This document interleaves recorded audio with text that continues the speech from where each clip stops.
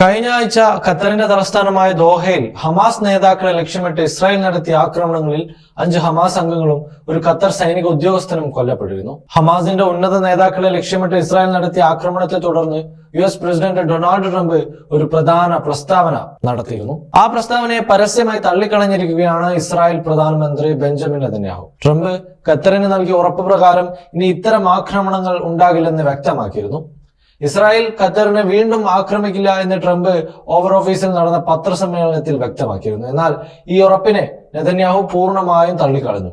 Hamas നേതാക്കളെ എവിടെയായാലും പിന്തുടരുമെന്നാണ് Netanyahu വ്യക്തമാക്കുന്നത്. ആക്രമണത്തിന്റെ പശ്ചാത്തലത്തിൽ ജെറുസലേമിൽ കഴിഞ്ഞ ദിവസം നടന്ന ഒരു സംയുക്ത പത്രസമ്മേളനത്തിലാണ് നെതന്യാഹു തന്റെ നിലപാട് വ്യക്തമാക്കിയത്. US സ്റ്റേറ്റ് സെക്രട്ടറി മാർക്കോ റൂബിയോടൊപ്പം നിന്ന് സംസാരിക്കവെയാണ് നെതന്യാഹു ഹമാസ് നേതാക്കളെ എവിടെയായാലും വെറുതെ വിടില്ലെന്ന് ശക്തമായി പ്രഖ്യാപിക്കുന്നത്.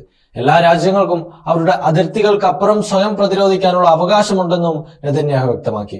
ഖത്തറിനെതിരായ ആക്രമണത്തിൽ യുഎസിന് നേരിട്ടുള്ള പങ്കുണ്ടോ എന്ന ചോദ്യത്തിന് നെതന്യാഹു നൽകിയ മറുപടി ഇത് ഞങ്ങളുടെ സ്വന്തം നടപടിയാണെന്നും പൂർണ്ണമായും സ്വതന്ത്രമായി നടത്തിയതുമാണെന്നാണ്. BCCയുടെ പ്രതിനിധി ഈ ആക്രമണം ഗൾഫ് മേഖലയിലെ യുഎസിന്റെ ബന്ധങ്ങളെ ബാധിച്ചോ എന്ന് ചോദ്യം ഉന്നയിച്ചപ്പോൾ മറുപടിയായി മാർക്കോ റൂബിയോ പറഞ്ഞത് വാഷിംഗ്ടൺ ഗൾഫ് സഖ്യകക്ഷികളുമായി ശക്തമായ ബന്ധം നിലനിർത്തുന്നുവെന്നും ഈ സംഭവം അതിനെ ഒരു ഘട്ടം പോലും ബാധിച്ചിട്ടില്ല എന്നും വ്യക്തമാക്കി. ഖത്തർ അമേരിക്കയുടെ ഏറ്റവും വലിയ മിഡിൽ ഈസ്റ്റ് വ്യോമതാവളമായ അൽ ഉദൈദ് എയർബേസിന് ആതിഥേയത്വം വഹിക്കുന്ന രാജ്യമാണ്. ഇത് US സെൻട്രൽ കമാൻഡിന്റെ പ്രധാന കേന്ദ്രം കൂടിയാണ്. ഈ ആക്രമണം യുഎസിന്റെ നയതന്ത്ര ബന്ധങ്ങളെ സങ്കീർണമാക്കുമെന്നാണ് ജിയോ പൊളിറ്റിക്സ് വിദഗ്ധർ വ്യക്തമാക്കുന്നത്. എന്തു തന്നെയായാലും സംഭവം മിഡിൽ ഈസ്റ്റിലെ നയതന്ത്ര ബന്ധങ്ങളെ സങ്കീർണമാക്കിയിരിക്കുകയാണ്, പ്രത്യേകിച്ച് ഗസയിലെ യുദ്ധത്തിന്റെ പശ്ചാത്തലത്തിൽ. ഖത്തർ ഗസയിലെ യുദ്ധം അവസാനിപ്പിക്കാൻ നയതന്ത്ര ശ്രമങ്ങൾക്ക് മധ്യസ്ഥത വഹിക്കുന്ന ഒരു രാജ്യമാണ്. 2012 മുതൽ ഹമാസിന്റെ രാഷ്ട്രീയ ബ്യൂറോക്ക് ദോഹയിൽ ആതിഥേയത്വം വഹിക്കുന്ന രാജ്യം ഖത്തറാണ്. ഇത് ബന്ദികളുടെ മോചന ചർച്ചകളിലും വെടിനിർത്തൽ ഉടമ്പടികളിലും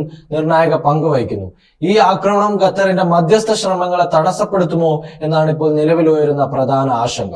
ഇതിനിടെ ഗസയിലെ ഇസ്രായേലിന്റെ ആക്രമണങ്ങളിൽ തീവ്രത കൂട്ടിക്കൊണ്ടിരിക്കുകയാണ്. ഗസ സിറ്റിയിലേക്ക് വ്യാപിപ്പിച്ച കരയാക്രമണത്തിൽ 68 പേരാണ് കൊല്ലപ്പെട്ടത്. ഇതിന് പിന്നാലെ ജനങ്ങൾ കൂട്ടപലായനത്തിന് ഒരുങ്ങുകയാണ്. കൂടാതെ അറബ് രാജ്യങ്ങളുടെ അടിയന്തര ഉച്ചകോടി ദോഹയിൽ നടക്കുന്നതിനിടെ ഖത്തർ പ്രധാനമന്ത്രി അന്താരാഷ്ട്ര സമൂഹത്തോട് ഇസ്രായേലിനെ ശിക്ഷിക്കണമെന്നും ആവശ്യപ്പെട്ടു. ഇത് ഗസയിലെ വെടിനിർത്തൽ ചർച്ചകളെ തടസ്സപ്പെടുത്താനുള്ള ശ്രമമാണെന്നും അദ്ദേഹം കൂട്ടിച്ചേർത്തു.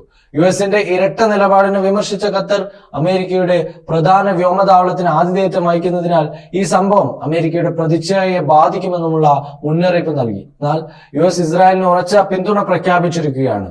റൂബിയോ ഹമാസിനെ ഒരു സായുധ സംഘടനയായി തുടരാൻ അനുവദിക്കില്ലെന്നും അവർ ലോകത്തിന് ഭീഷണിയാണെന്നും ഹമാസ് ഇല്ലാത്ത ഭാവിയാണ് ഗസക്ക് വേണ്ടതുമെന്ന നിലപാടിലാണ് നിൽക്കുന്നത്. നെതന്യാഹു ബന്ദികളെ മോചിപ്പിക്കാനും ഹമാസിനെ തുടച്ചു മാറ്റാനും ബാധ്യസ്ഥനാണെന്നും റൂബിയോ ചൂണ്ടിക്കാട്ടി. റൂബിയോയുടെ ഖത്തർ സന്ദർശനം ഉടൻ നടക്കുമെന്നും സ്റ്റേറ്റ് ഡിപ്പാർട്ട്മെന്റ് അറിയിച്ചു. മൊത്തത്തിൽ ഈ സംഭവങ്ങൾ മിഡിൽ ഈസ്റ്റിലെ സമാധാന സാധ്യതകളെ കൂടുതൽ അപകടത്തിലാക്കിയിരിക്കുകയാണ്. ഖത്തറിന്റെ മധ്യസ്ഥ ശ്രമങ്ങൾ തുടരുമോ?